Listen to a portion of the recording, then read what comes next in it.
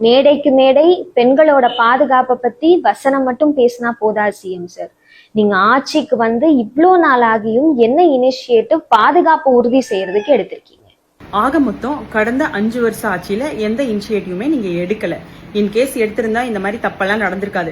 ஆனா நீ அதை அக்செப்ட் பண்ணிக்கிற மாதிரி எங்க அண்ணன் என்ன பண்ணுவாருன்னு கேக்குற பாத்தியா? Super money.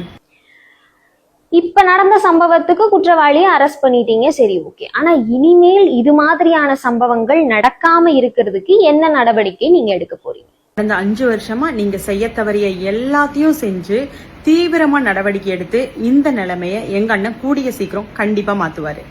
இது மாதிரியான சம்பவங்கள் நடக்க கூடாது அப்படிங்கிறதுக்காக தான் திராவிட முன்னேற்ற கழகத்தோட தலைவர் திரு ஸ்டாலின் ஐயா அவர்கள் கடந்த தேர்தல் வாக்குறுதியில வேலைக்கு போகக்கூடிய பெற்றோர்கள் அவங்க குழந்தைங்களை பாதுகாப்பா ஒரு இடத்துல விட்டுட்டு போறதுக்கு சமூக நல விடுதிகள் அமைக்கப்படும்னு சொல்லியிருந்தாரு. 5 வருஷமா நீங்க தான் ஆட்சியில இருந்திருக்கீங்க.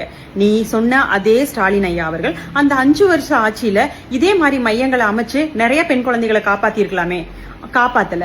மறுபடியும் தவறுகள் நடந்துகிட்டே தான் இருந்துச்சு. ஆனா எலெக்ஷன் ஒண்ணு வரும்போது அடுத்த முறை நம்மளும் ஆட்சியிலேயே உட்காரணும் அப்படின்ற ஒரு பேராசைனால இப்படி ஒரு பொய்யான அறிக்கையை கொடுத்துருக்கீங்க. அதனாலதான் இன்னைக்கு தோத்து போய் நிக்கிறீங்க. அதிரடி படைன்னு எங்க திட்டத்துக்கு ஸ்டிக்கர் ஒட்டி அதை விளம்பரப்படுத்தினா மட்டும் போதா சிஎம் சார்? ஏதாம நாங்களும் சொல்றோம், சிங்கப்பெண் அதிரடிப்படை அப்படின்னு ஒண்ணு உருவாக்கிட்டு அதை வெறும் ஸ்டிக்கருக்காக மட்டும் யூஸ் பண்ணிட்டு இருக்காம அதை ஆக்கப்பூர்வமா பண்ணியிருந்தா இன்னைக்கு தமிழ்நாடு இப்படி கெட்டு சீரழிஞ்சு போயிருக்காது.